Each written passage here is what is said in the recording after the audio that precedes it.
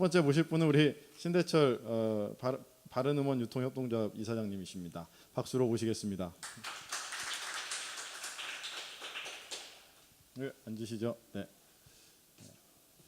네, 마이크 하나. 네, 반갑습니다. 반갑습니다. 네, 이렇게 어려운 자리에 와주셔서 대단히 감사합니다. 어렵지 않았습니다. 네, 간단하게 인사 한번 해주시죠. 네, 안녕하세요. 저는 음악가 겸 협동조합 이사장 신대철이라고 합니다. 잘 부탁합니다. 네. 감사합니다. 네, 엄청나게 구름과 같이 많은 청중들이 우리 이사장님 보시려고 이렇게 와주셨는데 네, 전 세계에서 보고 계신 줄로 제가 믿고 있습니다. 네, 사실은 이제 오늘 첫 번째 모시면서 저는 사실 우리 신대철 이사장님을 17년 전에 대학생 때 뵀었던 적이 있어요. 네, 그랬는데 한동안 이제 각자의 영역에서 활동하다가 최근에 이 바른음원 협동조합이 된다는 것들을 이제 트위터나 기사를 통해서 접하면서 다시 만나게 됐는데 어떻게 음악 활동을 하면서 이러한 일들을 시작하게 되신 이유가 있으시다면? 네.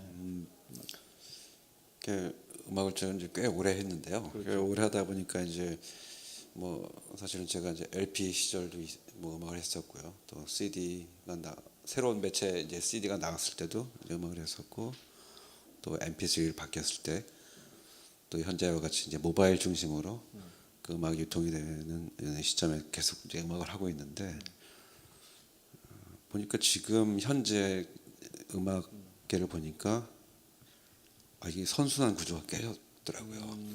그래서 음악가들이 더 이상 지금 내가 만든 음반 가지고 그 다음번에 음반에 재투자할 수 있는 그런 선순환 구조 자체가 완전히 무너졌고 더 이상 그런 일은 일어나지 않고 있거든요. 그래서 이 문제가 있다. 그래서 이 문제 어디서부터 이거를 해결해야 될까라고 곰곰이 이렇게 따져보고 좀 공부를 해봤더니 이거 구조적인 문제가 있다. 이거는 그래서 이 지금의 시스템을 만든 사람들이 본인들만 돈을 벌어갈 수 있게끔 이렇게 만들어놨다라는 걸 이제 발견하게 된 거죠. 이제 그래서 그러면은 어떻게 이 문제를 해결할 수 있을까?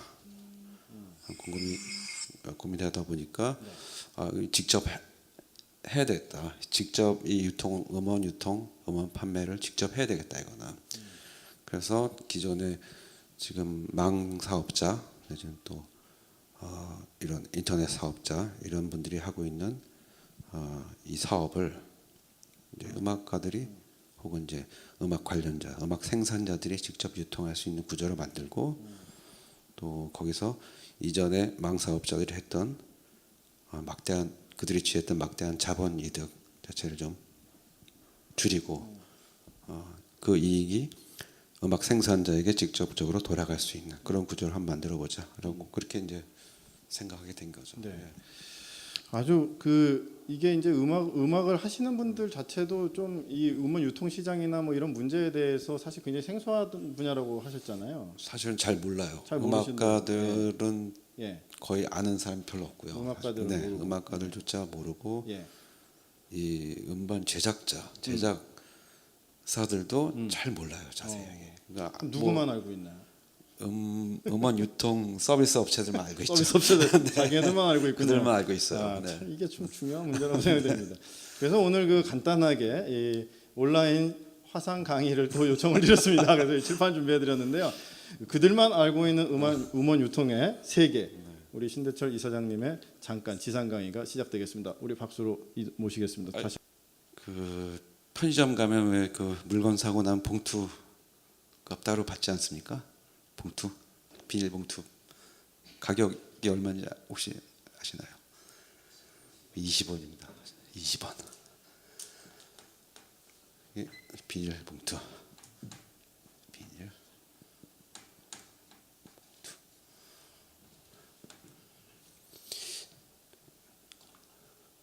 좀 찍으면 안 되죠, 그게. 좀 전에 화장실 갔었는데요, 제가 화장실 가서 왜 여러분들 화장실에서 손 씻고 티슈 꺼내서 왜 손 닦지 않습니까? 그 화장실에 있는 티슈 한 장이 얼마인지 혹시 아십니까? 1원 아니고요. 그게 4원입니다. 4원 티슈. 티슈. 화장실 티슈가 4원입니다. 한 장 소비할 때마다. 여러분들이 저 혹시 음원 서비스를 이용하고 계시는 분들 계십니까? 멜론이라든지. 네, 멜론 쓰시. 지니 쓰세요. 또 벅스 쓰시고요. 스트리밍 서비스 하시죠? 스트리밍 서비스 할 때 한 번 할 때마다 얼마인지 혹시 아십니까? 아닙니다. 그건 다운로드 가격이고요. 그러니까 스트리밍 한 번 할 때마다 가격이 비용이 발생하는데 혹시 모르시죠? 3.6원입니다. 그게 스트리밍.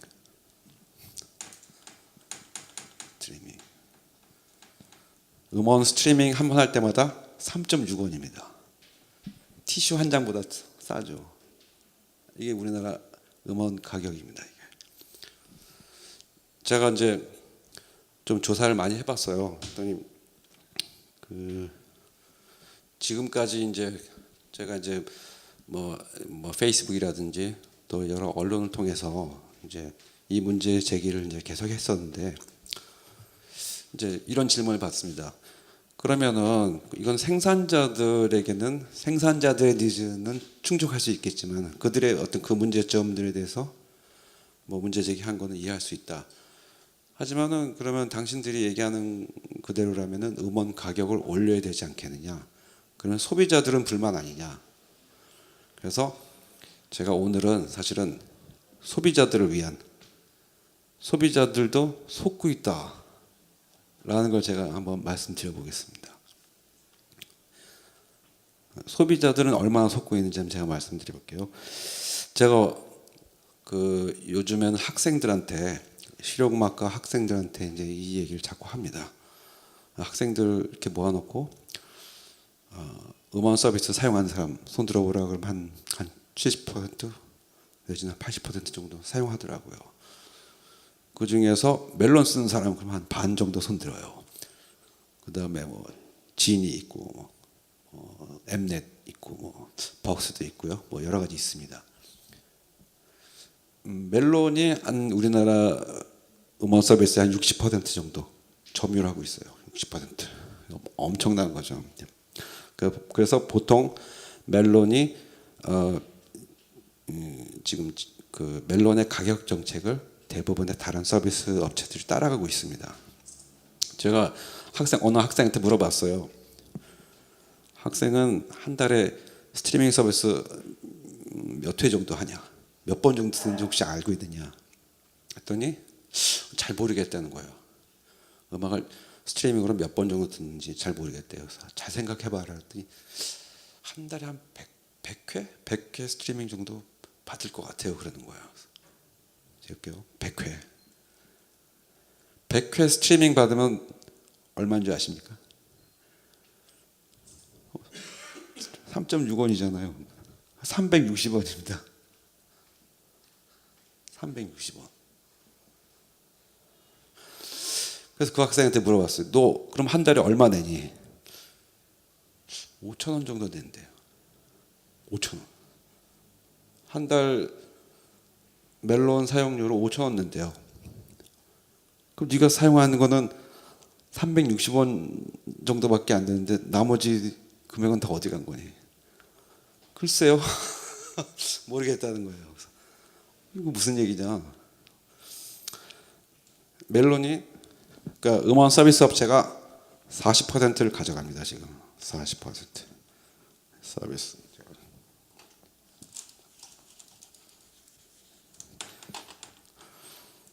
서비스.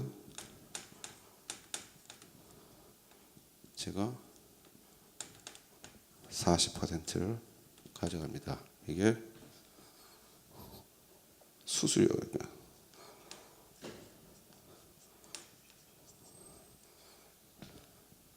수수료를 40%나 떼어가요.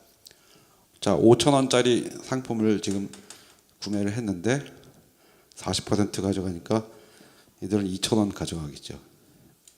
2,000원. 그다음에 음원 제작사가 있죠. 그러네. 유통사가 있습니다.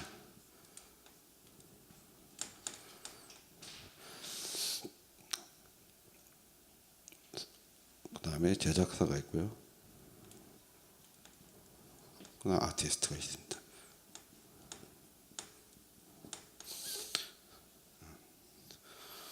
자, 서비스 업체는 5,000원에서 40%인 2,000원을 그냥 떼어갑니다.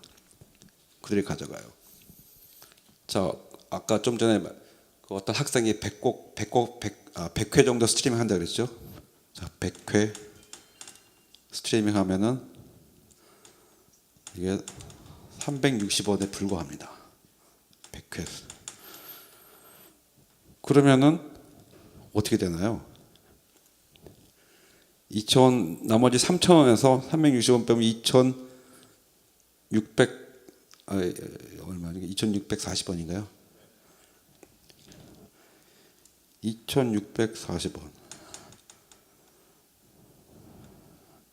이 돈은 낙전 수익이라고 합니다. 이 돈을 누가 가져가느냐? 얘들이 가져갑니다. 360원은 얘들한테 주죠. 그러면 얘들이 자신들의 수수료 20%를 제하고 그걸 이쪽에 줍니다. 제작사에게 줍니다.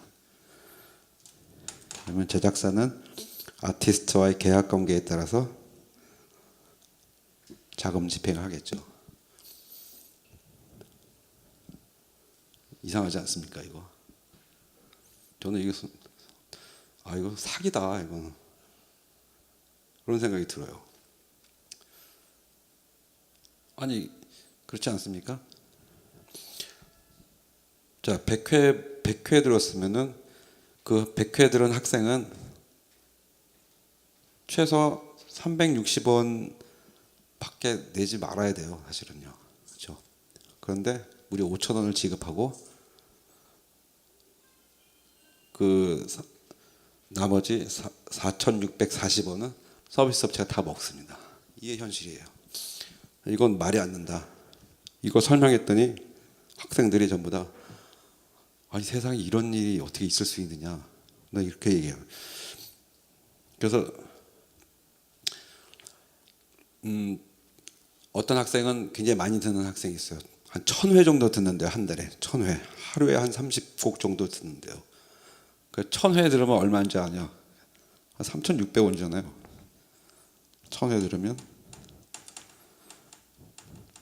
불과 3,600원입니다. 이게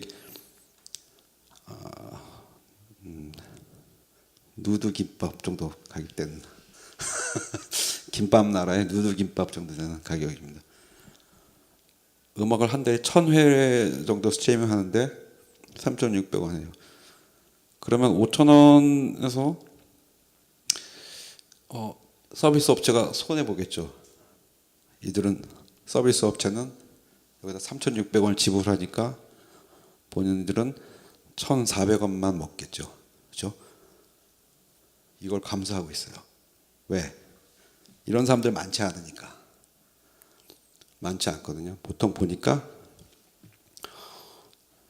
이 자료는 사실은 이 서비스 업체에서 내놓지 않고 있는 자료이긴 한데 저희 지금 짐작입니다. 짐작인데 한 300회에서 500회 정도 스트리밍 서비스 받는 사람들이 가장 많을 것이다. 난 저는 짐작을 하고 있어요. 그래프를 한번 그려보겠습니다.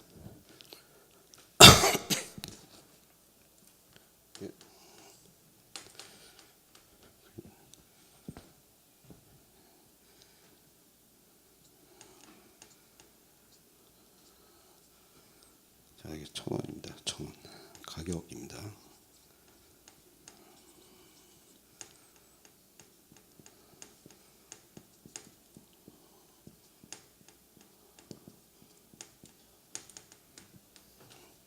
이게 횟수 100회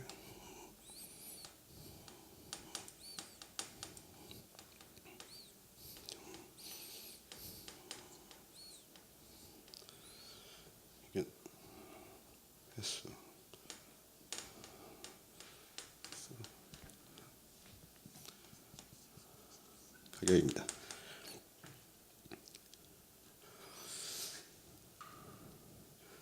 자, 제가 생각을 해보니까 보통 5,000원 정도 내는 가격은 이제 무제한 스트리밍이거든요. 그러니까 5,000원 내면은 자기가 들을 수 있을 만큼 들을 수 있습니다. 뭐 만 곡을 듣고 싶으면 만 번도 할 수 있어요, 사실은. 근데 가격은 정해져 있죠.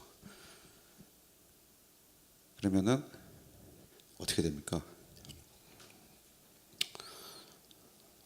지금 3.6원씩 지불하고 있는데 100회 들으면은 100회 들으면 360만 원. 360원. 500개 들으면 얼마인가요? 계산기가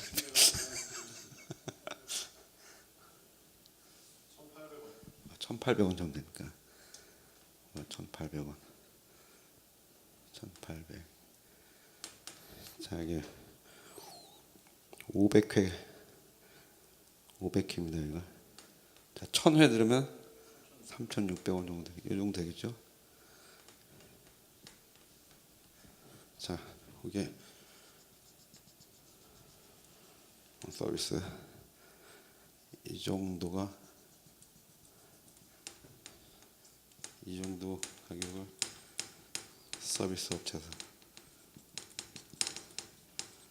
업체에서 가져가는 돈입니다. 그들의 가져가는 수익이고요. 실제로 생산자에게 돌아가는 수익은 여기쯤 되겠죠. 이런 그래프가 되겠죠. 120원, 1,800원이고요. 360원이고요. 3,600원.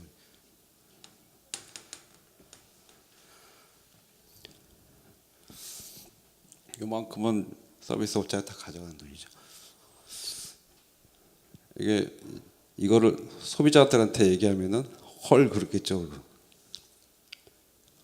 이상하지 않습니까? 이런 구조로 돼 있다는 게. 그러니까 사실은 소비자들도 돈을 많이 내고 있는 거죠, 사실은요. 만약에 300회에서 500회 정도 여기 정도 소비하는 소비자들이 가장 많다면은 뭐 요 정도 돈만 내면 되는 거죠, 사실은요. 그런데 더 많이 내고 있죠, 사실. 소비자들도 속고 있다라는 걸 말씀드리고 싶은 거예요, 저는. 그래서 저희가 사실은 가격을 저희 바른음원 협동조합 플랫폼에서는 가격을 올릴 겁니다.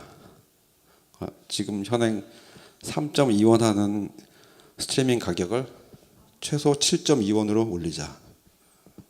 이거를 7.2원까지 일단 올리자. 그래서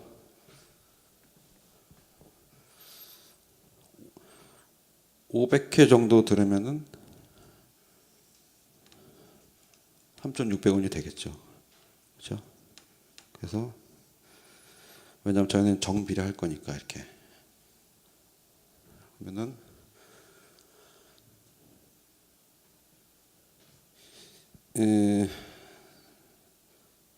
제가 생각할 때 우리는 수수료를 절반 수준까지 가져갈 거니까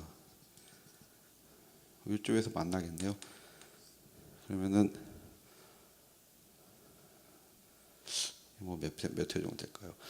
하여간 500회 언더로 음악을 듣는 분들은 저희 5, 600회 언더로 스트리밍 서비스를 하시는 분들이라면은 저희 바른음원 협동조합에서 제공하는 플랫폼을 이용하는 게 훨씬 경제적이다. 생산자에게 더 많은 이득을 쥐어주면서 본인들도 합리적인 소비를 할 수 있다라는 저 주장이고요. 만약에 그 이상 듣는 분들이라면은 멜론을 이용하시라라는 겁니다. 네. 그러니까 여기까지가 아마 이념 소비 어떤 그 정점 뭐랄까요 어떤 그런 포인트가 될 것 같고요. 그 이상의 어떤 소비라면은 그 이상의 소비를 하면서 저희 서비스를 이용하신다면은 굉장히 훌륭하신 분이라고 저는 생각합니다.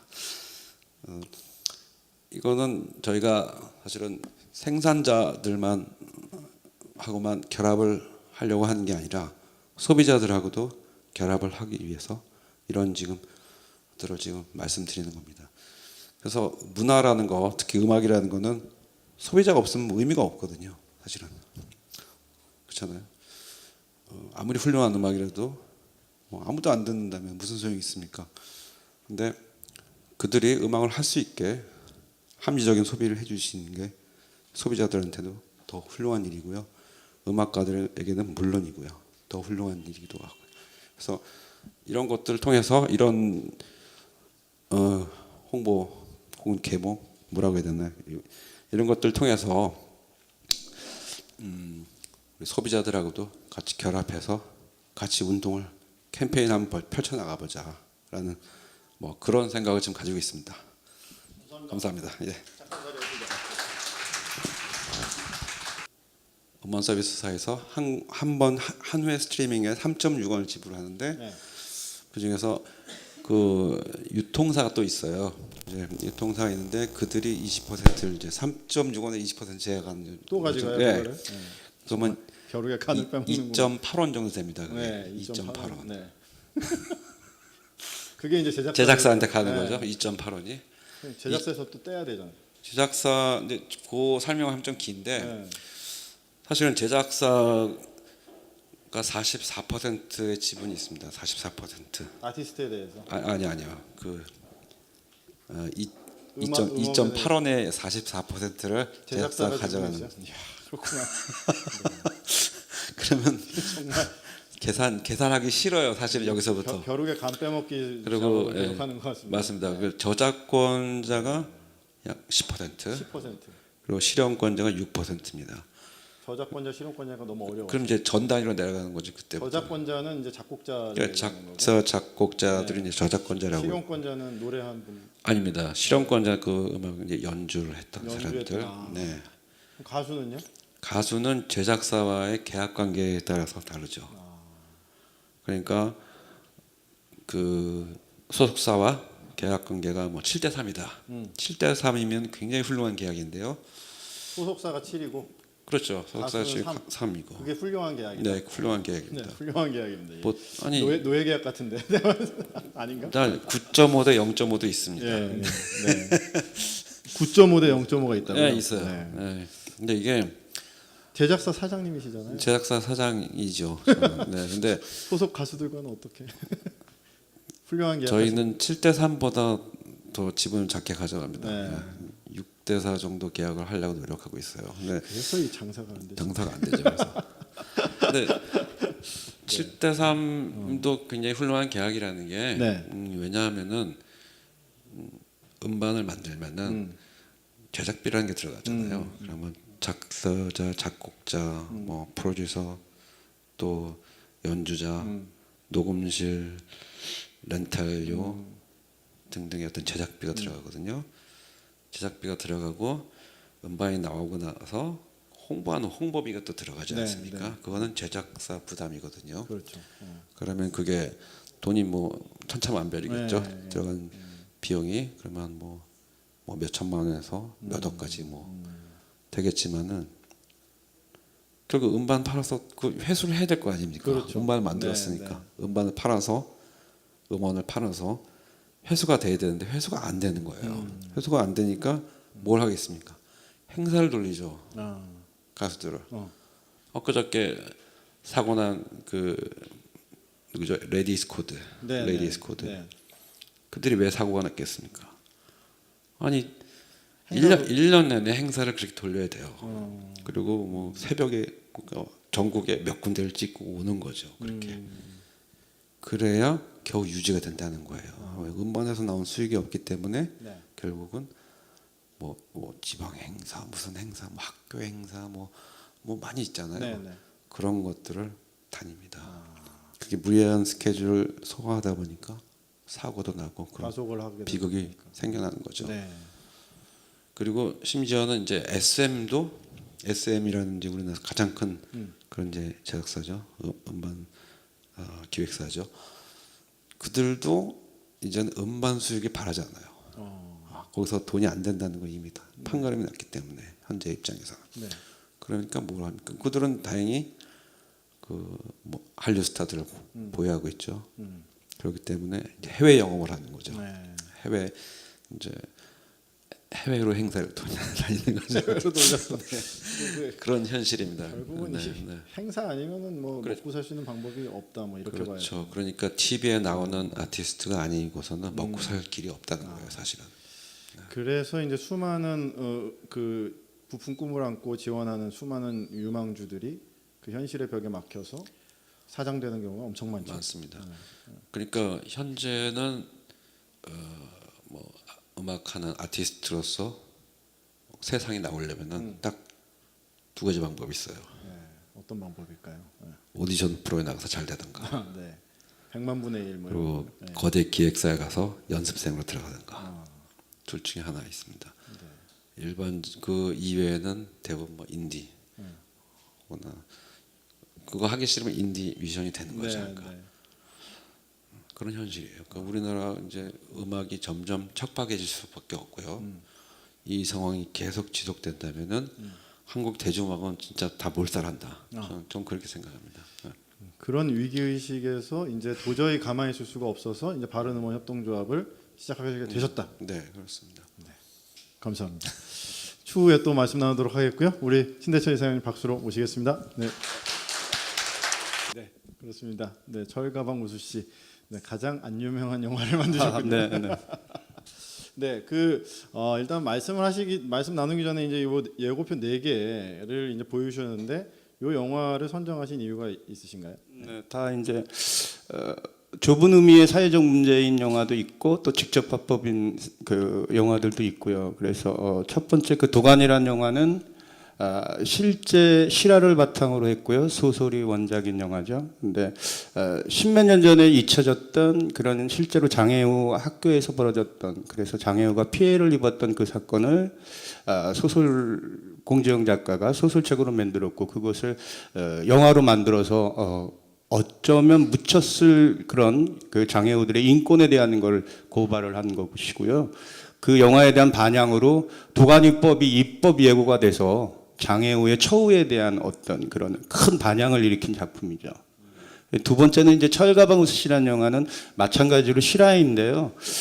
정가 사범에 불행하게 살던 어떤 한 분이 그 우연찮게 자기와 같이 그렇게 불우한 아이의 사연을 듣고 도네이션을 첫 번째로 시작하게 됐고요. 그 아이를 통해서 감사하다는 답장을 받게 됩니다. 그래서 그 이후로 출소한 이후에 72만 원밖에 못 버는 자장면 배달을 하시면서 5명의 아이들을 후원하다가 교통사고로 돌아가신 분의 실화고요. 영화가 만들어지고 난 이후에 실제로 한 15만 명, 그러니까 이분 때문에, 이분의 삶이 더 아름답기 때문에 그랬을 것이라고 저는 생각을 하는데 15만 명 이상의 그 나눔 후원자가 생겼고, 물질이 많으신 분들만 나눌 수 있는 것이 아니라 진정성 있는 나눔은 일회성 동정이 아닌 지속적인 이해다. 이런 그 나눔의 가치를 이분의 삶을 통해서 환기시켜 주셨고요. 실제로 모 은행장께서는 이 영화를 보시고 그 후원하던 학생의 꿈이 상고 재학생이었던 학생이었는데 은행에 취직하게 되면 아저씨와 같은 이런 나눔을 이렇게 실천하는 그런 사회인으로 성장하겠노라는 그 조사를 보시고 그 여학생이 실제로 은행에 취직하기도 했고, 또 이 영화를 만드는 과정에서 정말 큰 나눔들이 이렇게 도네이션이 크게 움직여지기도 했습니다. 그리고 이제 세 번째 영화는 변호인이라는 영화인데요. 이 영화는 전직 대통령에 대한 그리움, 또 그다음에 그분이 어떠한 삶을 사셨는지에 대한 게, 물론 픽션도 있고 논픽션도 있지만 그렇게 해서 이 영화도 큰 사회적으로 반향을 일으켰던 영화고요. 그리고 네 번째 영화는 여러분들 잘 알고 계신 명랑이라는 영화입니다. 뭐 지도자다운 지도자가 이렇게 그리울 때 과연 이수신 장군과 같은 그런 지도자가 우리 옆에 있었다면 어땠을까라는 것들, 그게 뭐 세월호 사건이나 혹은 또 한일 관계 이런 것들 통해서 하니까 뭐 예를 들자면 명랑 같은 작품은 이런 것들 예측하고 기획되지는 않습니다. 영화는 한 2년 전서부터 만들어지니까. 그래서 공의를 가지고 사회에 어떤 좀 큰 울림을 이끌어내려고 좋은 기획을 하다 보면 하늘까지도 돋는 것 같습니다. 일단 이 네 가지의 약간의 성향은 다르고 또 제작비 규모나 어떤 그런 것도 다르지만 이 네 가지 영화가 사회에 미친 그런 영향에 대해서 말씀드리고 싶어서 네 가지 영화를 준비했습니다. 아, 네, 감사합니다. 그 사회 문제 해결형 영화 이렇게 보시면 말씀드리면 될까요? 뭐 일단은 뭐 그렇게 말씀하셔도 괜찮을 것 같습니다. 네, 근데 이런 영화를 기획하는 게 쉬운가요, 어려운가요, 어떤가요? 네. 굉장히 어렵죠. 뭐 여러분들이 많이 보셨으니까 명랑 같은 경우도 그렇게 제작하기가 굉장히 어려웠고요. 왜냐하면 제작비가 많이 들고 이제 전쟁 씬만 있는 영화니까. 또 제가 만든 철가방수 씨 같은 경우도 많이 힘들었고요. 근데 예를 들자면 제 앞선에서 우리 신대철 선생님이 음원에 대한 그런 음원 시장의 독점에 대해서 말도 저는 이제 어렴풋이 알고 있었는데 막상 들어보니까 공분을 제가 공분이 예. 일어나죠. 그러면 이거를 신 선생님이 전국 각지를 다 다닐 수가 없잖아요. 그렇죠. 그래서 이런 것에 뜻을 같이 하는 영화인이 영화 감독 작가가 홍대에서 인디 밴드를 하는 어떠한 그런 삶을 아예 그냥 그 이런 음원과 관련돼서 이거는 말이 안 됩니다. 네. 라는 식의 영화를 만들고 그 영화를 통해서 네. 새로운 또 사회 운동을 일으킬 수도 있거든요. 네. 예. 아까 저는 그 신선님이 그런 얘기 하실 때 네. 오늘 내가 오길 잘했다 이런 생각했고요. 제 또 뒤에 또 그 뭐죠 크라우드 펀드로 예. 또 뭐 이렇게 물질을 모아줄 수 있는 분이 또 계시다고 그래서 조화가 괜찮죠. 아, 네. 네. 그래서 이런 사회 문제에 우리가 조금이라도 좀 더 귀 기울이면 법도 바꿀 수 있고 또 사람들을 격려할 수도 있고 행복하게 만들 수도 있거든요. 네, 네. 네, 그래서 이런 문제는 영상이 네. 아무래도 지금 영상 세대니까요. 그렇죠. 네. 영상이 큰 도움이 되지 않을까 이렇게 생각합니다.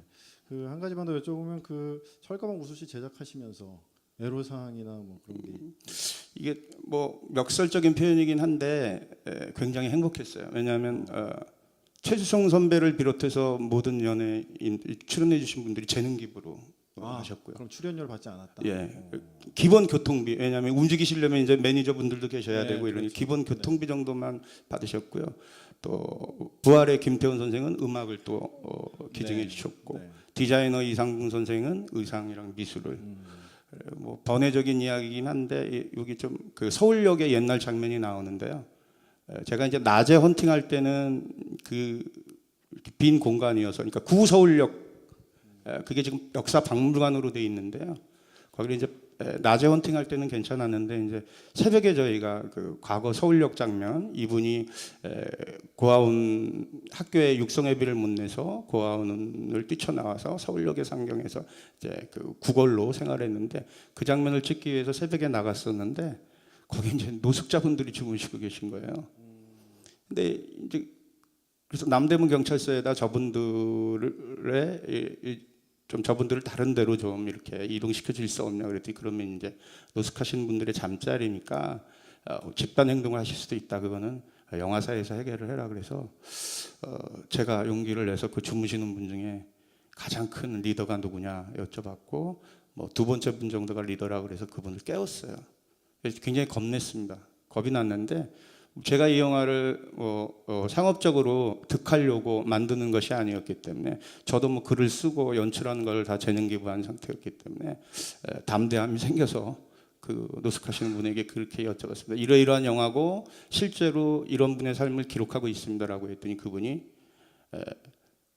오랜만에 이렇게 인격적인 진정성 있는 이런 그 읍소를 들으셨나 봐요.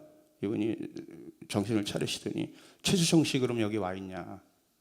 그래서 이거 아역 부분을 촬영하기 때문에 최수종 선생님은 여기 안 와 계십니다. 이랬더니 그럼 나도 흔쾌히 내 잠자리를 재능 기부하겠다. 그래서 그분이 뭐 이렇게 교통 질서를 이렇게 그 만져 주시듯이 주변 분들 다 독려해서 그런 재능 기부도 받았고요. 근데 과정이 재밌었습니다. 네, 아주 행복한 에피소드인데요. 네. 그 혹시 뭐 이러한 사회 문제 해결형 어떤 그러한 것들에 대해서 영상으로 이렇게 제작을 계속 하실 생각을 갖고 계신 건가요? 지금도 갖고 있고 지금은 이제 그 집단 따돌림과 관련돼 있는 그런 또 그 영화도 준비하고 있거든요. 네. 그러니까 지금은 이제 그 집단 따돌림이 굉장히 이제 그 어른들의 관심하에 현재 학교에 재학 중인 학생들 같은 경우에는 많이 이렇게 시스템화돼 있어요. 네. 가해자, 피해자, 또 방관자 어떤 교육을 통해서 그리고 이제 친구를 괴롭히면 첫째 이제 대학 입시에 불이익을 당하게 됩니다. 그래서 지금 재학 중인 학생들은 과거보다는 그런 집단 따돌림의 물리적 행태는 많이 줄었고요. 대신에 이제 좀 지능적인 행태는 늘어났는데 그 과도기적인 세대가 이런 어떤 그 어른들의 큰 관심을 못 받았던 세대가 지금 입대하고 있는 병사들입니다. 네. 그래서 그런 사회적 행태를 관찰하게 되면 거기에 원인이 나오거든요. 그래서 지금 뭐 갑자기 이렇게 군대에서 이런 그 가해 피해 또 집단 병사들의 어떤 뭐 불미스러운 일들이 생기는 것이 그런 사각지대에 있었던 그 병사들에 대한 관심, 그들이 이제 상처를 가진 채 이제 성인이 된 거죠. 네. 그랬다 그게 잠재돼 있다가 병영이라는 계급만이 존재하는 밀폐된 공간 안으로 들어가니까 잠재돼 있던 그런 상처들이 튀쳐나오는 거죠. 그러니까 뭐 시집살이 많이 한 그 며느리가 시어머니가 되면 그 며느리를 사랑하는 시어머니도 있고 내 대에는 이제 십살이는 없다 이런 분이 있고 아니면 똑같이 그 복습해서 답습해서 괴롭히는 분이 계시듯이 이런 집단 따돌림에 관한 거는 그 일종의 사회적 전이적인 어떤 사회적 전 질병이라고 보거든요. 네, 네. 그래서 그거를 원인부터 이렇게 관심을 가져줘야 됩니다. 그래서 그것과 관련되는 영화를 또 만들고 있습니다. 네, 알겠습니다. 네, 그럼 좀 이따 또 모셔서 말씀 나누도록 하겠고요. 오늘 감사합니다. 잠시 또 고맙습니다. 이따 모시겠습니다. 네. 같이 앞에도 신대철 이사장님이랑 감독님께서 이야기해 주시는 것을 들으면서 제가 감독님과 비슷한 말인데요. 제가 여기 오길 잘했구나라는 생각을 한번 하게 되었습니다. 네, 오늘은 사실 이 게스트분들 자체가 또 중요한 또 네트워크 할 수 있는 장인데 저쪽에 앉으셔서 한번 이렇게 PT 해주시면 그럴까요? 바로 그냥 진행을 하면 네, 네, 네, 바로 진행해 주시면 조 마이크로 쓰시면 될 것 같습니다. 네, 네. 저는 일단 오늘 말씀을 드리는 것을 장표를 좀 준비를 해갖고 왔습니다. 그래서 보시면서 아마 사례 중심으로 했기 때문에 지루하진 않으실 거고요. 훨씬 더 쉽게 이해가 되실 것이라고 생각이 됩니다. 그 일단 사회 문제 해결, 오늘 또 하나의 또 사회 문제인 음원 시장에 대해서 또 말씀을 해주셨는데요. 이런 사회 문제에 대해서 해결하는 어떤 방법이 어떤 것이 있을까에 대해서 딱 들어보니까 정말 크라우드 펀딩이라는 방식이 아마 생소한 분들도 계실 테지만 이것이 적합하지 않나, 뭐 단 하나의 방법이라고 감히 말씀드려도 될 정도로 정확하게 맞아 떨어지는 것 같습니다. 순서를 한번 넘겨보면요.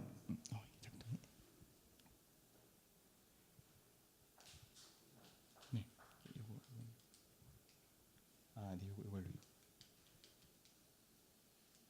네, 됐습니다.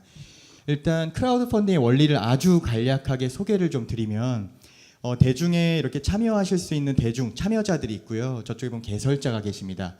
그래서 개설자라는 것은 내가 어떤 목적을 가지고 내가 어떤 꿈이 있고 내가 어떤 문제가 있다 이랬을 때 이걸 해결하겠다라고 화제를 올려주시면 대중들이 거기에 투자를 하게 됩니다. 투자라는 말은 뭐 돈을 뭐 내가 주식을 갖고 이런 것이 아니라 뭐 십시일반으로 뭐 10,000원도 좋고 50,000원도 좋고 투자를 해주면은 거기에 대한 보상을 전달해주는, 매우 간단하게 예를 들어 음원 시장 같은 게 있다면은 이런 음원 플랫폼을 만들기 위해서 뭐 1,000만 원이 필요하다. 그러면 사람들이 10,000원, 30,000원, 50,000원씩 십시일반으로 돈을 펀딩을 해서 이 1,000만 원을 모아주는 거죠. 그러면 그 1,000만 원 갖다가 플랫폼이 만들어지고 거기에 참여하셨던 10,000원, 30,000원, 50,000원으로 참여하셨던 분들에는 금액에 맞게 각자의 보상 혜택을 미리 약속해 놓으시고 그것을 보상을 해주는 형태. 그러니까 매우 간단하게 서로 간에 어떤 이런 것이 이어지는 그런 관계인데요. 좀 더 예시를 보시면 쉬우실 것 같습니다. 이 크라우드 펀딩의 순기능, 좋은 기능 중에 첫 번째는 바로 초기 기업 혹은 단체나 개인도 될 수 있고요. 그런 분들이 투자금을 모을 수 있는 새로운 방법입니다. 일반적으로 여러분들 돈을 받으시려면 은행이나 금융권, 뭐 벤처캐피탈 이런 데 가서 내가 어떤 사람이고 어떤 사업을 하려고 하고 어떤 단체를 하려고 하고 해서 돈을 받고 싶습니다 하면 대부분 못 받으시죠. 받기가 상당히 어려운 부분인데 그것이 아니라 벤처캐피탈로부터 외면당한 혁신적인 스마트워치, 이게 5년 전에 나온 시계인데요. 요즘 갤럭시 기어랑 똑같은 기능을 갖고 있습니다.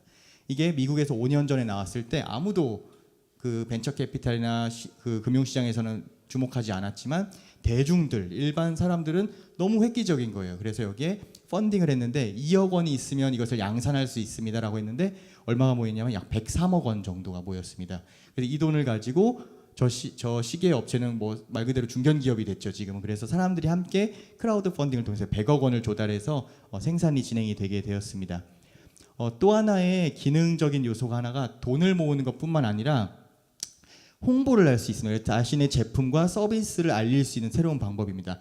펀딩을 받는 거에 그치지 않고 받다 보면 자연스럽게 SNS나 현대기 때문에 가능한 거죠. 뭐 80년대나 90년대면 SNS가 발달하지 않았기 때문에 쉽지 않았던 일이지만 지금은 내가 펀딩에 참여하면 페이스북이나 트위터나 뭐 블로그나 이런 곳에 내가 펀딩에 참여했습니다라고 알리게 되는 거고 이것이 퍼져나가서 관심 있는 사람들을 또 유도할 수 있게 되고 그래서 제품과 서비스를 알릴 수 있는 새로운 방법이다.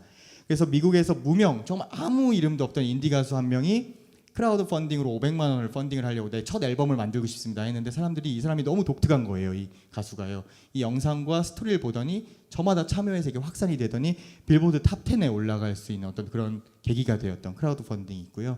마지막 세 번째가 매우 중요한 기능 중에 하나인 크라우드 펀딩을 통해서 이 프로젝트가 성공이 되면 사회적 문제를 해결하는 기능이 있습니다. 여기 보면 집 버스 안에서 어떤 할머니 한 분이 버스 탄에 뚱뚱하신 거예요. 그러니까 중학생 되는 손잡벌 되는 아이들이 막 욕을 한 거예요. 너무 이 할머니 뚱뚱한데 왜 살고 있냐. 자살해라. 나 같은 버스에 뛰쳐나가 죽겠다. 이것을 옆에 타던 어떤 어른 한 분이 동영상을 찍으신 장면을 올려놓고 이 할머니가 분명히 정신적 충격을 받았을 거다. 그러니까 우리가 다 같이 이 할머니의 방학 좀 여행을 보내드리자. 심리를 치료하기 위해서. 그래서 500만 원 정도면 할머니가 여행을 할 수 있겠다라고 해서 저희 같은 와디즈 같은 플랫폼에 올려놓으셨는데 여기서 7억 원이 펀딩이 된 거예요. 그래서 이 돈을 갖다가 할머니가 룰루랄라 여행을 가신 게 아니라 똑같은 자기와 같은 어떤 집단 괴롭힘을 당하는 사람들을 도와줄 수 있는 재단을 설립을 하셨습니다. 이렇게 사회적으로 이런 문제들을 조금씩 해결할 수 있는 순기능을 가지고 있는 것이 바로 크라우드 펀딩의 기능입니다. 그래서 이 세 가지 기능을 바탕으로 저희 이제 와디즈라는 플랫폼을 운영하고 있는데요. 저희 안에서 사례들을 간단하게만 소개를 좀 해드리겠습니다. 예를 들어 사회 적응이 어려운 세터민들 그리고 취업도 어렵고 기술이 배우기도 힘든 이들이죠. 이 세터민들이 이들을 위해서 카페를 하나 만들겠다 해서 강남 역삼동에 쉘이라는 카페 2호점을 237명이 함께 펀딩을 해서 함께 만든 카페가 하나 생겨서 이 카페에서 세터민들이 실제로 교육을 받을 수 있는 시설이 있고요. 그들을 종업원으로 채용을 해서 그들이 여기서 일자리를 창출하는 그런 어떤 순기능을 가진 그런 카페를 크라우드 펀딩으로 모아서 현재 오픈이 되어 있습니다. 예를 들어 수백 수천의 무명 인디밴드 아까 그 이사장님께서 말씀해 주신 것처럼 정말 그냥 이슬과 같이 사라지는 밴드도 상당히 많고 현재 환경과 시스템에서 알려지기랑 정말 계란으로 바위치기라는 표현이 맞는 것 같습니다. 이런 밴드들 중에서도 예를 들어 뭐 무명의 인디 밴드 저희 이제 동네빵집이라는 밴드가 있었는데 이 밴드가 뭐 유재하 음악 경연대회에서 수상한 팀이고 매우 유망한 팀이었는데도 불구하고 전혀 알려지지 않았다. 크라우드 펀딩을 통해서 첫 앨범을 모았는데 약 400명의 새로운 팬들이 만들어져서 첫 앨범 비용을 펀딩으로 마련해주고 첫 앨범을 출시함으로써 아까 말했던 두 번째 기능 자연스럽게 홍보가 된 겁니다. 그래서 이걸 통해서 이번에 앨범이 나오면서 뭐 라디오 방송에도 진출하게 되고 다양한 또 기회를 잡게 되었습니다. 지금 공연도 활발하게 하고 있고요. 그리고 예를 들어 뭐 어린 나이에 뭐 표현이 좀 이상하지만 몹쓸 질병, 백혈병에 걸린 아이들도 있고요. 다양한 몹쓸 질병을 괴로워한 아이들에게 우리가 해줄 수 있는 것은 무엇일까? 뭐 기도? 뭐 이런 거지. 그렇지만 이것을 봤던 어떤 젊은 청년이 자기 바에서 파티를 열어서 수익금 전액을 이 아이의 소원을 써봐라 라고 얘기한 다음에 소원 리스트를 10가지를 이렇게 적어온 거예요. 이 소원을 내가 너의 소원을 들어줄게 이 아저씨가. 그래서 크라우드 펀딩으로 약 1086명이 함께 모여서 이 아이의 소원을 들어주기에 파티에 참가했습니다. 사람들은 그냥 파티 가서 즐기고 그 수익금 전액을 이 아이의 소원을 들어주는 일에 쓰여서 실제로 이것이 전달되는 그런 스토리도 있었고요.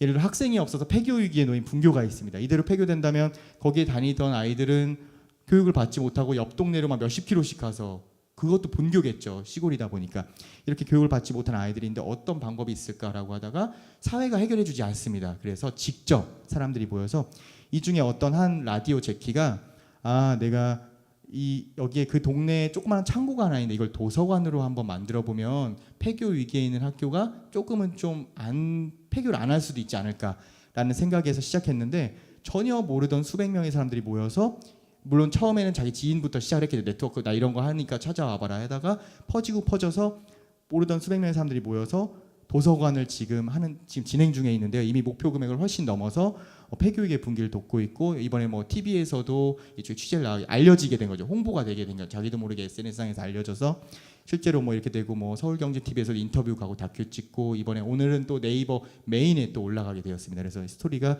사람들이 알려지게 되는 계기가 되었습니다. 예를 들어 뭐 아프리카의 교육 문제를 해결하고 싶다. 절대 저 혼자 어떻게 아프리카 교육 문제를 해결하겠습니까? 못하지만 함께 모이면 할 수 있습니다. 광화문역에 아프리카 교육 개선을 위한 스트린도 이게 지하철 광고거든요. 광고를 1,512명이 함께 만들었고요. 여기 밑에 보시면 이름들이 쭉 써 있어요. 이분들이 함께 참여해서 광고 밑에다 본인의 이름을 써드리겠습니다. 뭐 이런 식으로 보상을 드린 거죠. 뭐 10,000원 참여하신 분께는 뭐를 드립니다. 이런 식으로 보상을 드리면서 이렇게 함께 모여서 어떤 새로운 일들을 만들어 나갈 수 있는 이런 것이 뭐 예를 들어 미혼모 청소년들 소외받고 있죠. 이런 분들에게 예술교육 프로그램을 개발해서 프로그램 만들어 주든가 시각장애인들에게 그들도 볼 수 있는 점자 디자인 가방을 만들어 줄 수 있는 프로젝트 그리고 현재 뭐 대형 영화들에도 가려진 초단편 영화 감독들의 이제 막 시작한 감독들인데 그 감독들의 새로운 도전을 또 응원할 수 있는 현재 뭐 국제 초단편 영화제 새로운 감독들이 한 15개 작품들이 또 펀딩을 받아서 저마다 홍보가 또 진행이 되고 있습니다. 그래서 저희 정리를 하자면 크라우드 펀딩이란 것은 아까 말씀하신 것처럼 이 시장, 이 상황이 결코 쉽게 해결되지 않아요. 저희가 생각을 하고 있지만 쉽게 해결되지 않지만 결국에 이것을 선택하는 권리는 소비자에게 있습니다. 그래서 소비자가 직접 프로덕터가 되는 거예요. 말 그대로 프로슈머의 역할로 해서 직접 소비자가 만들어 놓고 그걸 갖다 소비자가 사용하고 이럴 수 있는 구조를 가장 적합하게 함께 할 수 있는 플랫폼이라고 보시면 되고요. 저희 이제 와디제 지난달에 했던 것들 요약해서 예를 들어 뭐 결과 중심으로 잠깐 해서 제가 한번 준비해 보았는데요. 8월달에 저희 와디제에서는 뭐 작은 변화가 있었습니다. 그래서 뭐 발달 장애를 가진 친구가 처음으로 개인 전시회를 열 수 있는 훌륭한 아티스트에서 이 펀딩을 해서 이 전시회를 열었고요. 그 다음에 또 비슷한 걸로 이 절대로 뭐 이 어떤 아티스트랑은 어울리지 않을 법한 그런 장애를 가진 친구들도 호텔에서 직접 자기 전시를 할 수 있는 그런 펀딩을 통해서 이런 기회를 또 얻게 되었습니다. 그리고 아프리카의 진짜 사진을 뭐 볼 수 있는 전시회도 열렸고요. 동화를 한 번도 읽어본 적이 없던 미얀마 아이들에게 동화책을 선물해주는 펀딩을 해서 성공을 해서 이 아이들에게 실제로 동화책이 전달이 됐고요.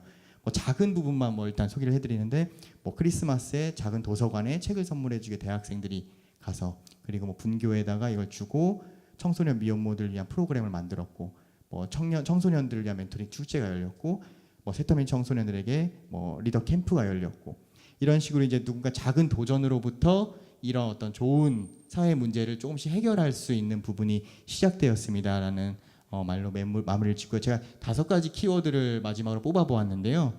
보시면 뭐 오늘 또 특히 포커스가 또 이제 음악 시장, 음원 시장과 영화에 좀 맞춰져 있다 보니까 뭐 뮤직과 필름이 있지만 이걸 포함한 모든 문화 사회적 문제가 굉장히 많잖아요. 영화 시장도 마찬가지고 여러분이 지금 이제 thinking 이걸 이제 문제가 있다라고 많은 생각을 하실 거예요. 저보다 여기 계신 분들 그리고 뭐 이걸 이제 듣게 되시는 모든 분들께서 이거에 대해 문제를 분명히 생각하고 계실 텐데 이것을 실제로 doing을 하지 않으면은 이것은 계속 문제로 남아 있고 오히려 문제가 더 확산되죠. 그래서 이것을 확산을 하면서 실제로 실행을 하는 것이 필요하고 그런 것이 이전에는 준비되지 않았지만 이제 이 크라우드 펀딩이라는 개념을 통해서 함께 doing을 할 수 있는 분명히 현재 이 장이 마련이 되어 있다고 생각이 됩니다. 그래서 그걸 어떻게 할 것이냐, 이 how에 대해서 크라우드 펀딩 말 그대로 함께 사람들이 참여해서 우리가 만들어 놓고 그걸 우리가 사용할 수 있고 이런 어떤 구조가 선순환 구조가 일어나면 좋지 않을까라는 의미에서 제가 간단하게 간단하지 않았나요? 아닙니다. 네, 간단하게 이렇게 소개를 좀 드렸습니다. 네, 네. 이상입니다. 예. 감사합니다. 네. 네. 그냥 앉아 계시면 될 것 같습니다. 참 보기만 해도 행복한 사업이다. 전 그런 생각이 듭니다. 근데 이렇게 다 퍼주면은 와디즈는 뭐 먹고 사나요? 예, 저희는 참고로 말씀드리면 법인이고 주식회사입니다. 그래서 영리법인이고요. 저희는 이제 중개 수수료를 받고 있습니다. 네. 그래서 이걸 진행하면서 크라우드 펀딩이 모금이 되면 그 중에 아까처럼 저런 서비스 업체 같이 폭리를 취하지 않고요. 네. 매우 합당한 저희도 막 가끔씩 저희도 뭐 먹고 살지라는 생각이 들 정도의 합당한 수수료를 받으면서 네. 예, 진행을 하고 있고요. 네. 그 수수료도 저희가 그냥 책정한 것이 아니라 네.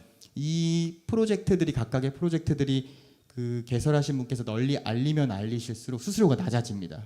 그래서 쉽게 말해서 페이스북에서 페이지가 나오는데 그 페이지를 공유하면 공유할수록 수수료가 계속 낮아져서 뭐 쉽게 말해서 그냥 펀딩 기간 동안 2,000명 이상이 공유해주면은 수수료가 0% 네, 됩니다. 그러면 사람들이 우와 너네 뭐 먹고 있는 저희도 2,000명이 저희 사이트를 알게 되기 때문에 저희한테도 네. 그게 효과가 있는 거 그만큼 더 사회 문제를 해결할 수 있는 것이 확산이 되기 때문에 네. 서로 윈윈이 되지 않을까. 근데 아직까지는 0%는 없으셨고요. 네. 최대가 한 3% 정도까지 하신 분이 계셨습니다. 예.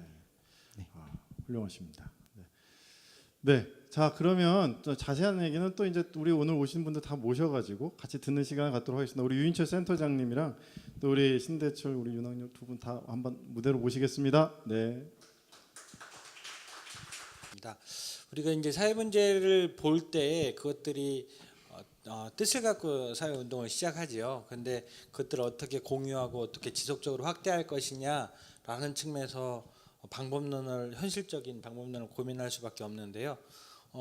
좋은 그 와디지 같은 이런 플랫폼, 그다음에 좋은 의지를 갖고 있는 분들이 이런 활동을 저희 아스피린 센터는 어떻게 연계하고 그것들을 상업화시켜서 모든 사람들이 그것들을 쉽고 빠르게 참여할 수 있고 그때 그 뜻을 맨 처음에 그 운동을 시작한 사람들의 뜻을 모두에게 어떻게 나눠줄 것이냐라는 측면에서 저희는 고민하는 겁니다.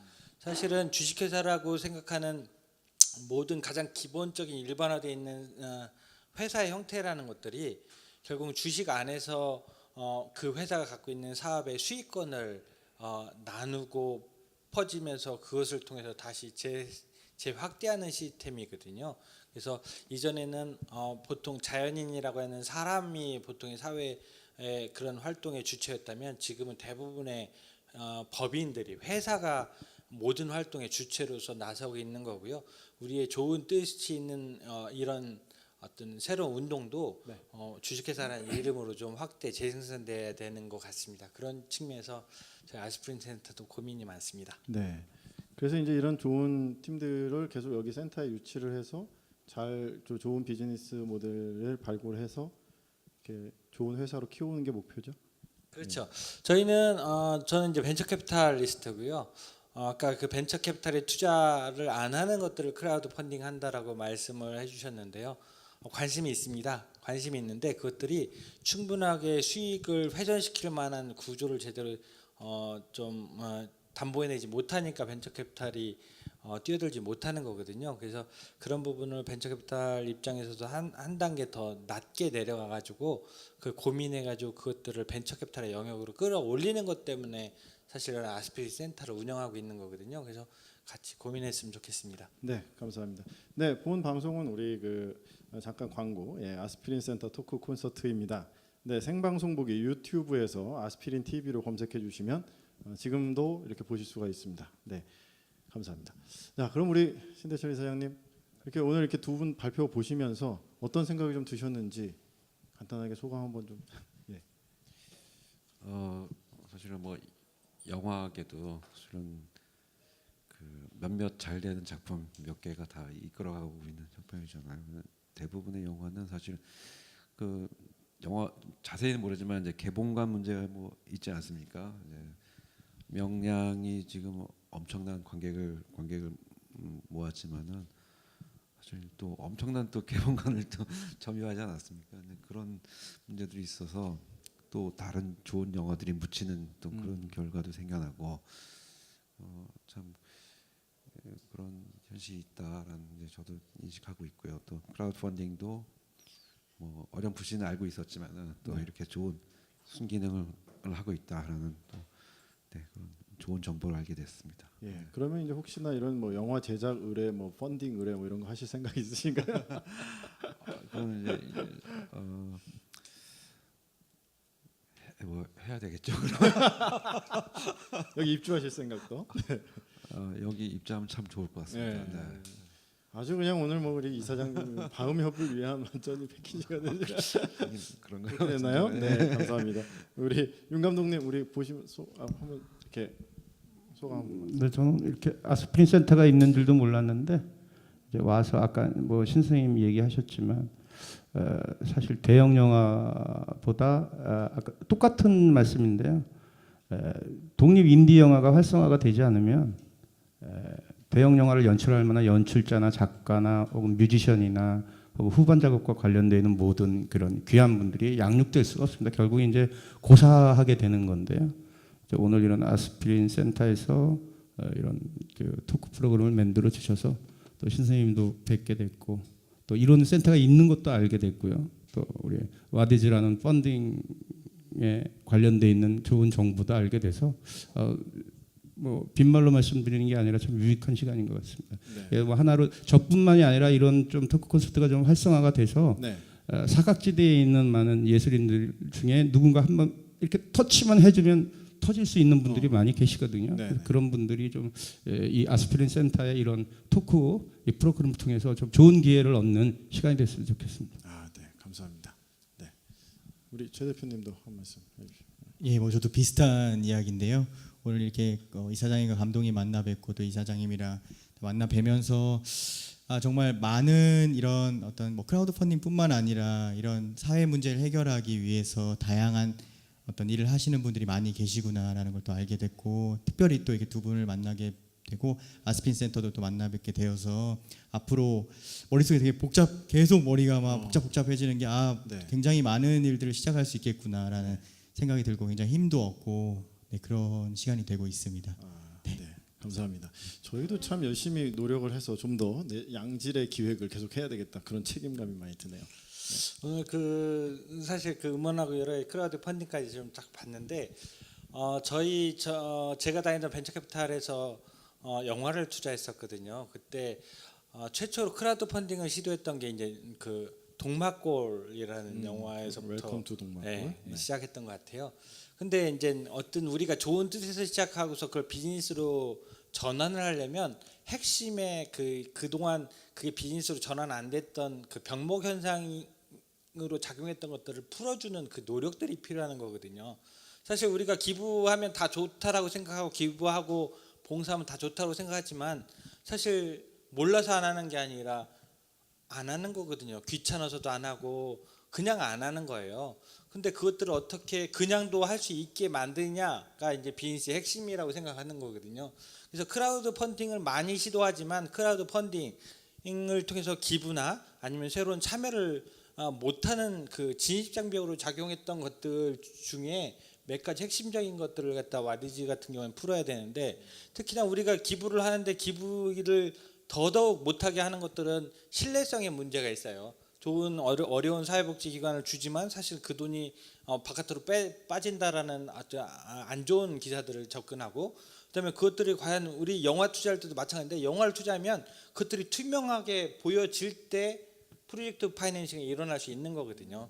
그래서 와디즈가 가장 신경 써야 되는 것은 의미를 파는 거 중요하지만 의미는 충분하게 공감할 수 있는 의미를 누구나 내표하고 있고 와디즈가 가장 중요한 건 이 크라우드 펀딩을 받았을 때 그 낸 사람들이 그 뜻을 지속적으로 따라가면서 공유할 수 있게 과연 학교를 지면 학교가 얼마만큼 지어지고 있고 과연 우리가 그 돈이 투명하게 되고 있는가라는 회계와 감시 시스템이 결국 와디즈가 팔아야 될 시스템이 아닐까라는 생각이 들고요. 네. 그다음에 음원도 이게 소비자 단에서는 제작사 단에서는 이게 문제일 수 있으나 과연 그런 것들이 아까 우리 신 대표님 말씀하신 것처럼 음원을 듣는 사람들은요 자기가 300곡을 듣든 100곡을 듣든 1000곡을 듣는 개념이 없어요. 오히려 옛날보다는 젊은 세대에서는 음악을 듣기가 훨씬 편해졌어요. 그 CD를 사거나 테이프를 사야 되고 오히려 어정쩡한 세대 50대 60대만 음원을 살 데가 없는 거예요. 옛날에는 이제 고속도로에 많이 샀죠. 최근에는 고속도로에서 많이 샀는데 이제 고속도로에서도 이제 안 끊기는 음악들. 네, 네. 사기가 힘든 뭐 이런 식인 거예요. 그렇다면 이 지금의 고객들이 이 지금 우리 대표님의 뜻에 아주 쉽게 편하게 의의를 갖고 참여할 수 있는 그 정도의 정말 모두가 윈할 수 있는 대안이 되는 것들을 비즈니스로 구성하는 게 되게 중요한데 네. 그런 것들이 좋은 뜻을 갖고 계신 우리 대표님이나 우리 감독님이 다 해결할 수 없다고 생각하고요. 그런 것들을 비즈니스로 하는 것을 도와주는 게 이제 아스피린 센터고요. 네. 비즈니스 전문가와 투자 전문가들이 항상 상존하고 있습니다. 그래서 9월 22일부터 또 홍보가 24일까지 오디션을 통해서 비즈니스 네. 모델을 가다듬고 그다음에 좋은 팀을 뽑아서 비즈니스 사업하는 데 도와주는 그리고 많은 지원하는 리소스들이 있습니다. 그런 것들을 할 수 있으니까요. 많이 좀 동참해 주시고 지원해 주시면 감사하겠습니다. 네, 다음 주에 오디션이 시작되고요. 여기 센터 아직 공실이 좀 많이 남아 있다고 하니까 요번에 꼭 지원해 주셨으면 좋겠습니다. 자, 이제 이쯤에서 이제 청중으로 잠깐 우리 오늘 굉장히 많은 분들이 저희 기획한 이래로 제일 많이 오신 것 같은 느낌이. 우리 지난주에는 지난달에는 우리 박원순 시장님 오신 여파가 좀 있어서 조금 모이셨었죠. 질문을 좀 받아보겠습니다. 네, 좀 이렇게 혹시 여기 뵙기 어려우신 분들이죠? 네, 한번 네. 네.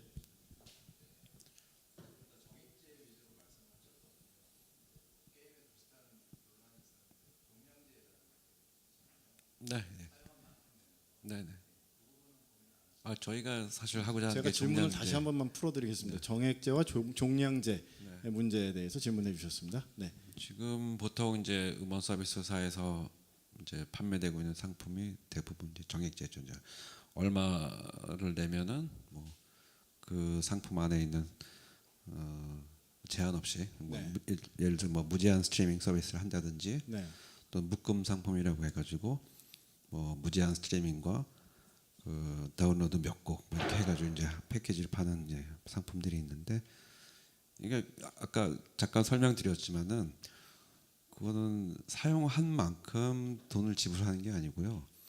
그냥 서비스사는 자기들 몫을 충분히 다 취하고요.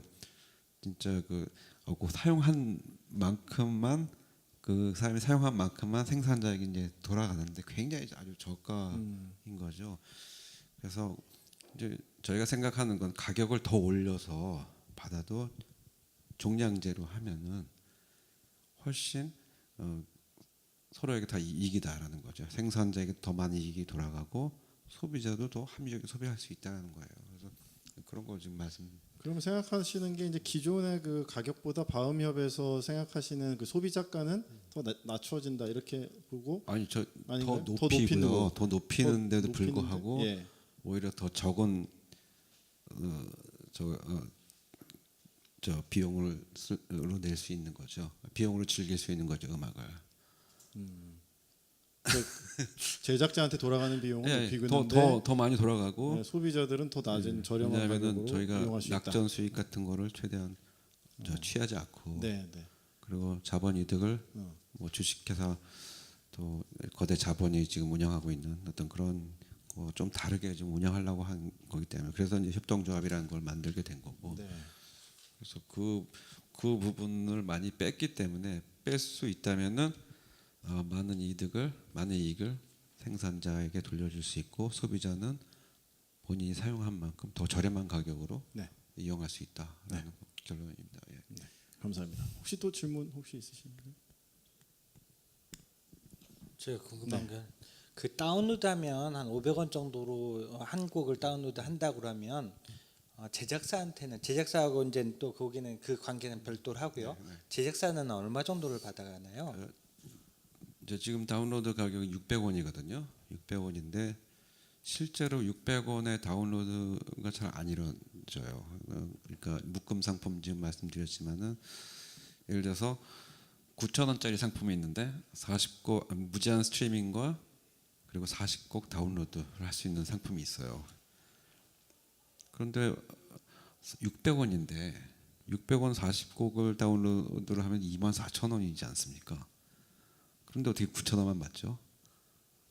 그거는 과도한 할인율이 적용되고 있다는 거거든요. 그러니까 진짜 한 90%까지도 적용되는 경우가 있는데 그렇게 해서 싸게 덤핑으로 음악을 팔고 물론 소비자들은 아주 저렴한 가격으로 지금 이용할 수 있는 거죠.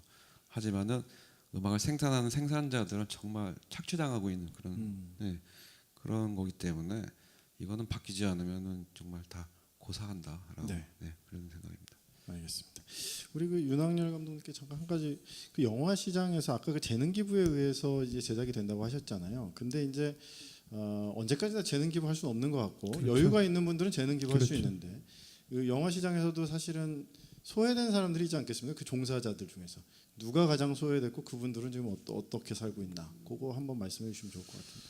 많이 지금 개선이 됐다고는 하지만 그래도 스태프들이 가장 열악한 환경 속에 있죠. 실제로 일하시는 분들이 예, 현장에서 제일 육체적으로도 많이 힘든데 특히나 이제 다 좋은 대학 다 나오셨고요.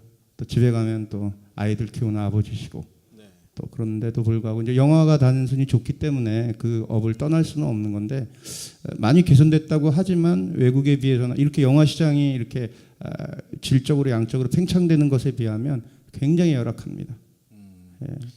그러면 예를 들어서 이제 그 철가방 우수씨 그 제작하실 때 그 제작비나 뭐 이런 것들 저는 이제 운 좋게 이 사회적 이런 문제에 관심을 갖고 있는 제 친구가 네. 기본적인 제작비를 다 대서 저는 굉장히 운이 좋았던 케이스고요. 굉장히 그냥 친구 잘 만나서 예. 네. 아 정말 친구를 잘 만나서 영화를 만든 겁니다. 그것도 예. 중요하죠. 예, 연세대학교 행정대학원에서 이렇게 사회복지학을 전공하는 친구인데 네. 이런 기사를 보고서 제가 이걸 만들겠다고 하니까 그 친구가 사회복지학을 공부하고 있으니 네. 내가 이 제작비를 대겠다. 그래서 다 재능 기부를 할 수는 없습니다. 장비는 어떡할 것이며 그렇죠. 식대는 어떡할 것이며 그렇죠. 그래서 그 김구혜라는 제 아주 절친인 그 친구의 도움으로 이 영화가 시작됐고요. 네. 그래서 철가방 우수 씨는 좀 특별한 케이스라고 봐주셔야 될 것 같아요. 앞으로 이런 것들이 보편화되려면 어떻게 해야 되나요? 그러면? 일단은 그 아까 그 소장님 센터장. 예. 센터장님께서 그런 말씀을 하셨는데 재능 기부도 좋고 크라우드 펀딩도 좋은데 활성화가 되려면 이렇게 도움을 주신 분들에 대한 명분이 확립이 돼야 됩니다. 예를 들면 내가 투자한 것만큼의 물질이 다시 리턴되지 않더라도 충분히 사회적인 대가, 곧 명예나 네. 혹은 또 기타 등등의 것들이 보상될 때 그런 것들이 좀 더 발전될 수 있을 것 같고요. 그래서 지금 오늘 이렇게 만약에 저희 셋이 모여서 네. 또 아스피린 센터를 기점으로 해서 어떠한 작품이 하나 만들어져서 네. 그게 또 도가니법처럼 네. 어떤 사회에 사각지대에 있는 분들에게 더 큰 도움을 줄 수 있다면 네. 이제 그런 굉장한 사회 운동으로까지 네. 확산될 수도 있거든요. 네. 네. 그래서 또 이 아스피린 센터가 청년들과 좀 관계돼 있는 그렇죠. 그런 젊은 거죠. 청년 창업자들이 창업, 좀 많이 청년 있어요. 창업자들. 그래서 아무튼 뭐 그런 식의 어떤 대의 명분을 찾는 방법들을 다각도로 찾아야 될 것 네. 같습니다. 일단 물질이 기본적으로 환수될 수 있는 건 좋아요. 네. 그 문제를 먼저 아까 그 센터장님 말씀하신 대로 해야 되고 그것이 안 됐을 때는 사회적 명분이나 공의 네. 또는 어떤 응분한 그런 부분의 대가가 반드시 리턴돼야 된다고 생각합니다. 네, 한 가지만 더 그냥 이어서 한 가지 질문을 드리면 그 철가방 우수 씨는 수익이 났나요? 수익이 나지는 못했습니다. 왜냐하면 아직까지 조금 그런 부분에 있어서는 좀 과도기적인 것 같은데요. 네. 영화가 따뜻하고 또 사회적 어떤 그 칭의를 담고 있는 내용이다 보니까 실화를 바탕으로 네. 이게 그냥 무료로 공동체 시사를 많이 하셨어요. 실제 관객은 한 뭐 200만 가까이 됐는데 소외 지역이나 혹은 교회나 네. 혹은 또 지역 공동체 네. 이 영화 내용이 그렇다 보니까 보고 싶은데 틀어주십시오 이런 연락이 오면 네. 또 좋은 뜻으로 만든 영화였기 때문에 네. 수익에 상관없이 네. 그런 그 영화 개봉이 끝난 후에도 굉장히 많은 공동체 시사를 했어요. 그러니까 저는 뭐 이게 제작을 한 제작자 입장도 그러했지만 이게 나눔의 개념을 좀 바꾸자. 네.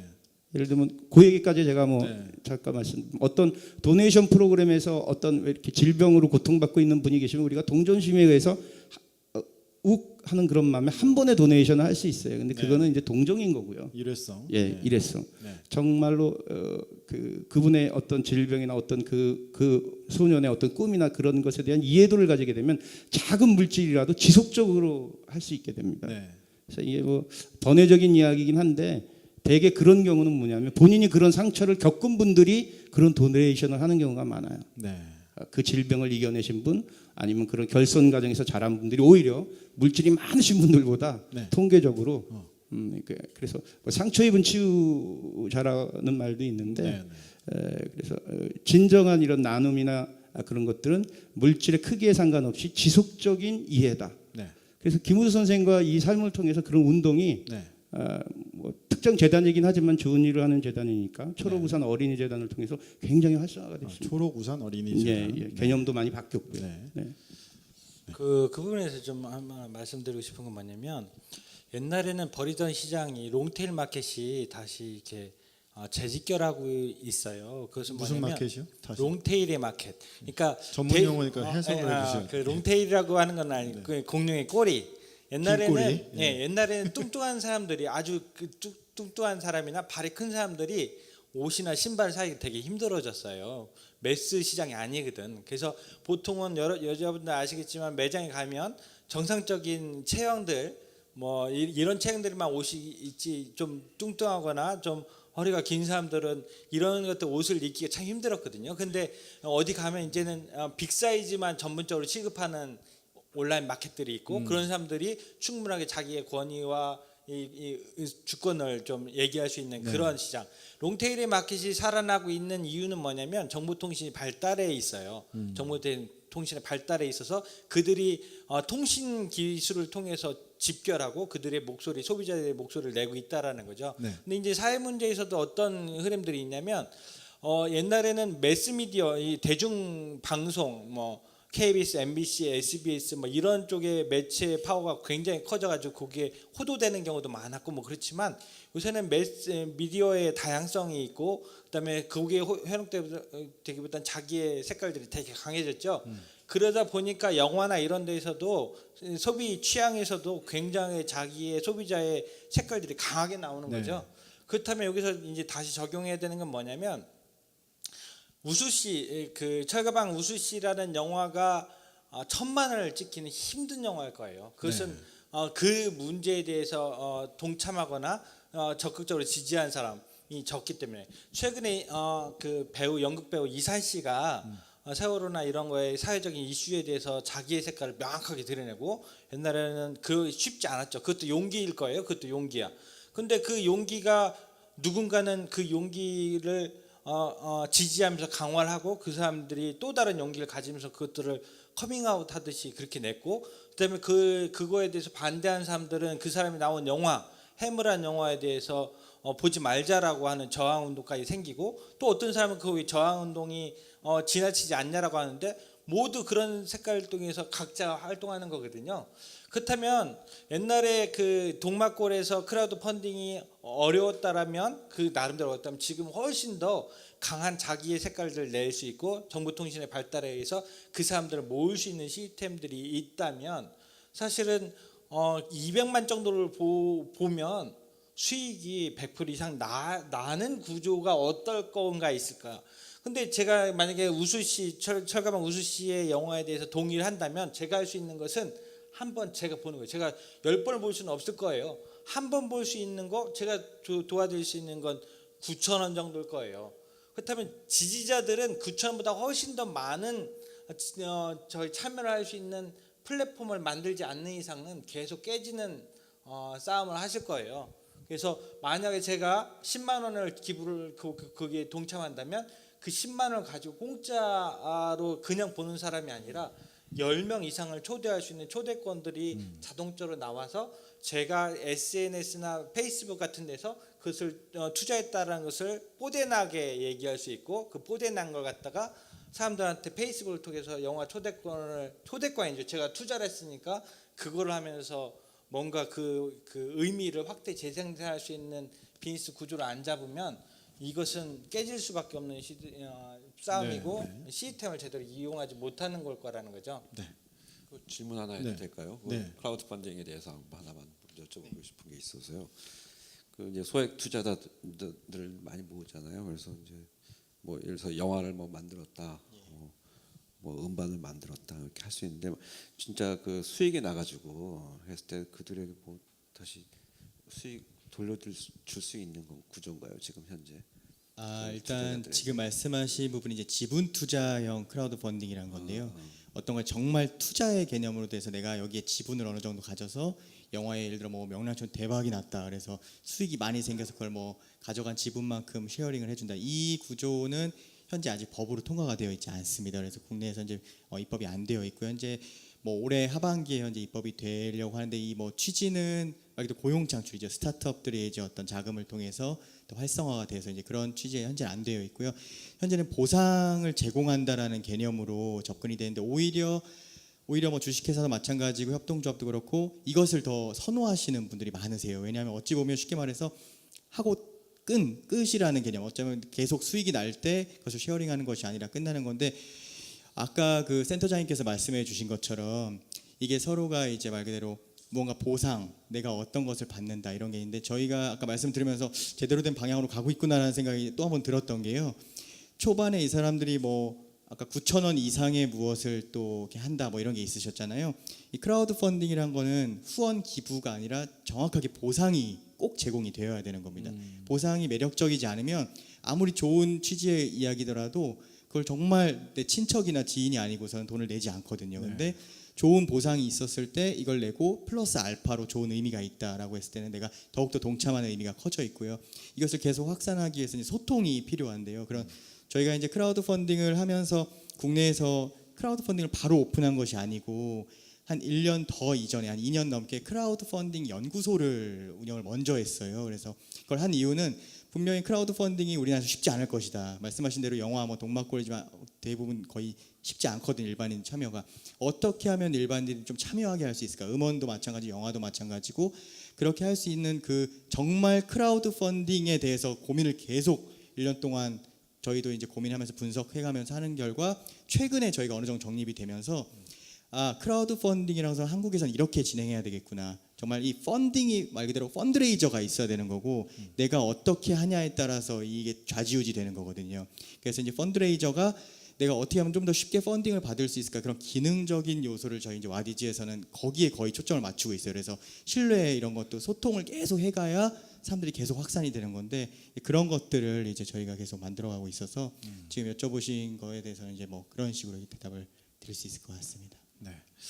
네, 감사합니다.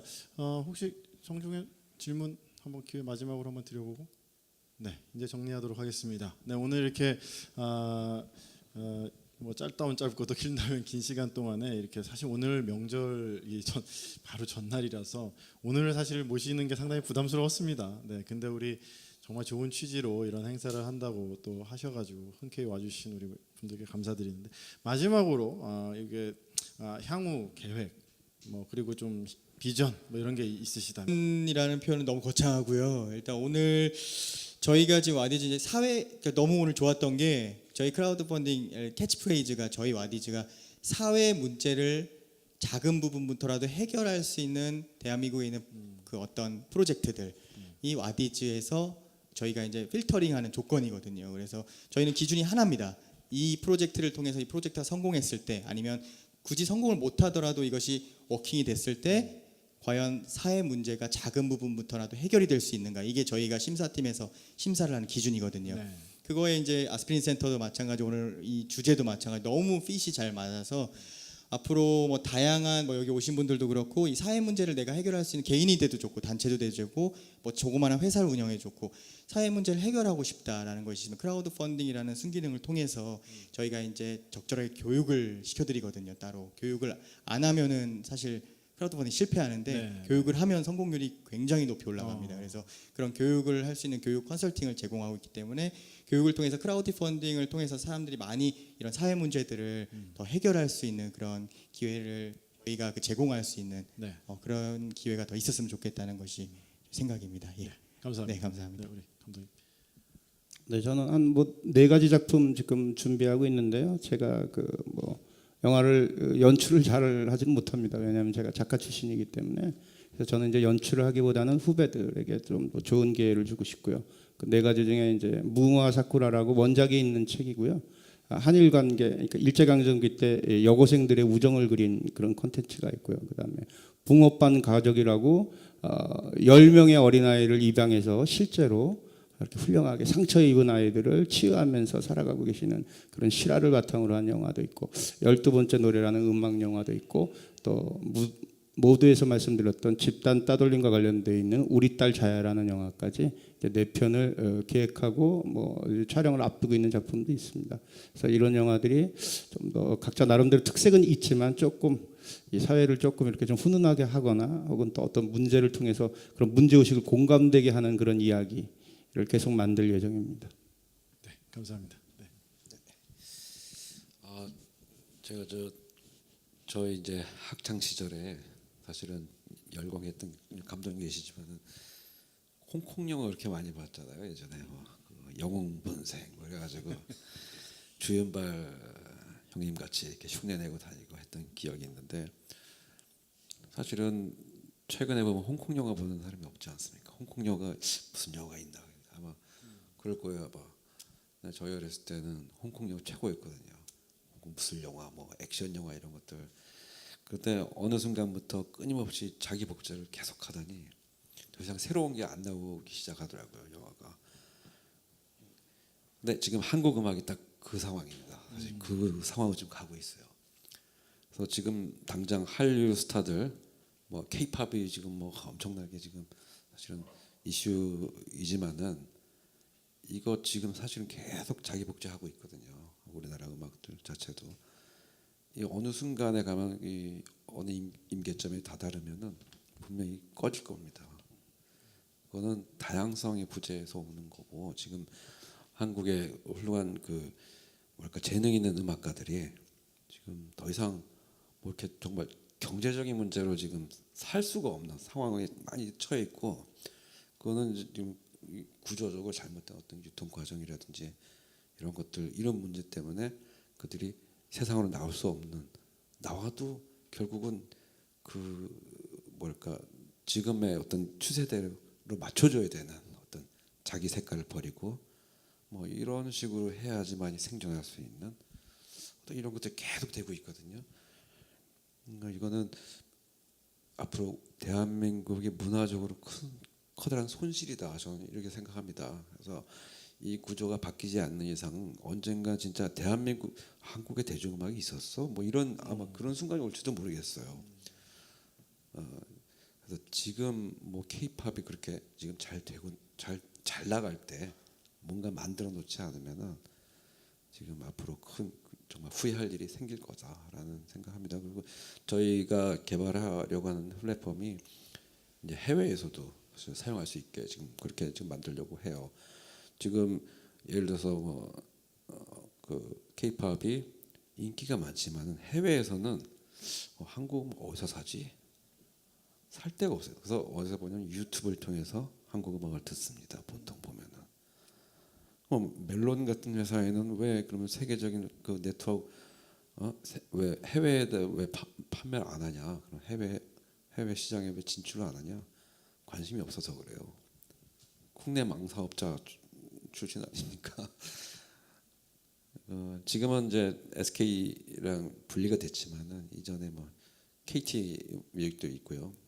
뭐 근데 이들은 전부 다 국내 네트워크, 국내 망사업자이기 때문에 국내에서 어떻게든 자기들 점유율을 유지하고 거기서 수익을 내려고 하지 해외에서 사실 별 소용이 없거든요. 그들은. 그러니까 지금 국내에서만 그렇게 좀 죽어 나가는 그런 지금 그런 모양새를 자꾸 만들어 나가고 있는데 저희는 한국 음악을 그러면은 저 해외 전 세계인들이 아주 손쉽게 즐길 수 있게 할 수 있는 그런 어플리케이션 개발해서 해외 시장에다 우리 전 세계를 상대로 마케팅을 하자 이런 구상을 갖고 있습니다. 네. 네, 아주 큰 꿈을 갖고 계시죠. 잘 부탁드리겠습니다. 네, 저희 아스피린 센터는 모토가 창업을 통한 세상의 치유를 가지고 있습니다. 그래서 아픔이 있는 곳에 창업을 좀 했으면 좋겠고요. 그다음에 그런 노력들이 땅에 떨어지지 않도록 의미에서 시작한 창업을 가치 있는 창업으로 바꾸도록 노력하겠습니다. 같이 하시면 동참하시면 감사하겠습니다.